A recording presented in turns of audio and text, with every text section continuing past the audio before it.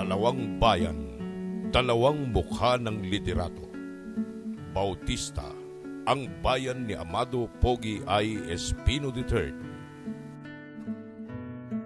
Season, kung saan nagresidente si Marco Juanco. Sa Bautista, malinis, maganda ang munisipyo mula pagsikat ng araw hanggang pagsapit ng gabi. Tunay na kaaya-aya. Sa Season, luma ang munisipyo. Marumi, napag-iwanan ng panahon. Pagsapit ng gabi, madilim, malungkot. Sa Bautista, maayos at pinaganda ang mga paaralan. Maaliwalas at kaigay-gaya ang pag-aaral ng mga estudyante. Sa Season, luma at napabayaan ang mga paaralan.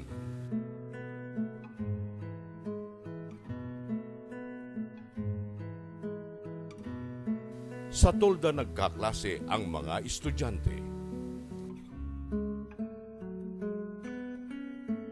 Sa Bautista, maayos ang mga kalsada. Konkreto at asfaltado hanggang sa barangay.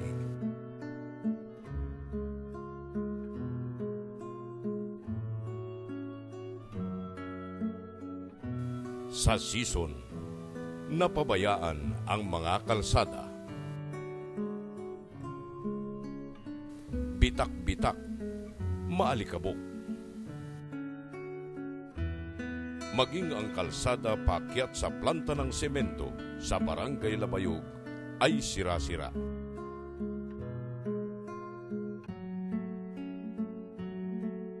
Sa Bautista, maayos ang mga gusali at pasilidad ng gobyerno.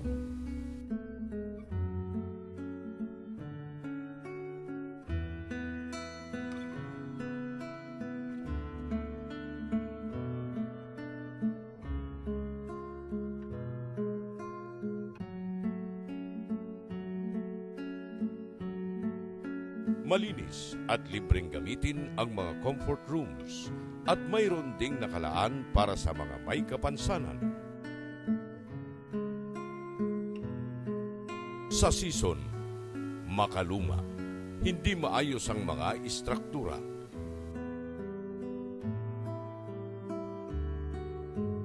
Maging ang sira-sirang comfort room ay may bayad pa, bukod sa walang nakalaan para sa mga may kapansanan. Walang sariling legislative building at nasa ikalawang palapag pa rin ng lumang munisipyo, ang opisina ng Sangguniang Bayan. Nakatambak ang mga bihikulo ng gobyerno.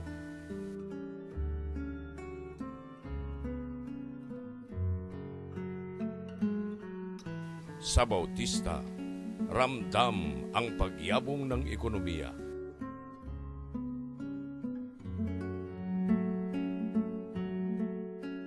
Ang kabuhayan ng mga magsasaka.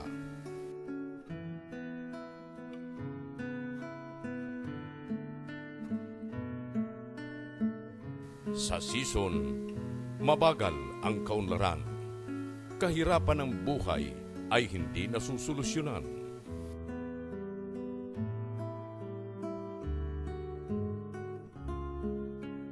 Sa estadong ito ng dalawang bayan, binigyang parangal ng DILG ang Bautista dahil sa maayos na pamamahala ng bayan at sa magandang pagtugon sa serbisyo publiko.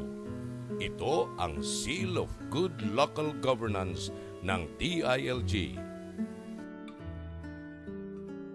At ang Season, wala. Ang bayan ng Bautista, mayroong populasyong 30,173,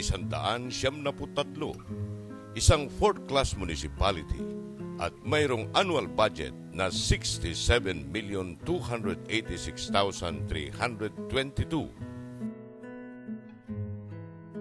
Ang bayan ng Season, mayroong populasyon na umaabot sa 43,979 isang third-class municipality at mayroong annual budget na 106,383,715. Kung titignan ang budget ng dalawang bayan, nakahihigit ng halos 40 milyon ang bayan ng Sison kumpara sa Bautista.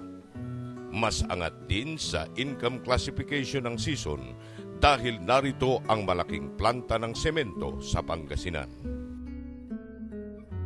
Subalit, bakit mas naibibigay ang magandang serbisyo sa Bautista kumpara sa kalagayan ng Sison, Pangasinan? Kung tutuusin, maituturing sanang maunlad at matagumpay ang bayan ng Sison. Nandito ang pinakamalaking industriya na pag-aari ng pamilya Cojuangco. Sagana ang Sison sa taglay nitong natural resources at malaki ang potensyal na mapaunlad ito. Sadya lang itong pinabayaan ng mga namunong opisyal na totoong walang malasakit. I was a mayor for one term before I became a congresswoman in a very poor municipality, fourth class. Kung ikukumpara ngayon ang Sison at Bautista, makikita na rito kung sino ang may magandang liderato. Bautista, bayan ni Pogi Espino.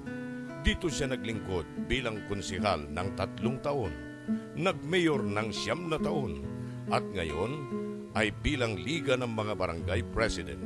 Sison, ang bayan daw ng mga Cojuangco.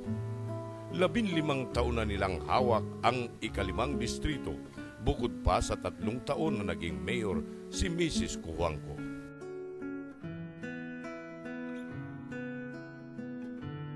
Kayo ang humusga. Sino ang may maganda at tapat na liderato? Kanino natin dapat itiwala ang kinabukasan ng Pangasinan?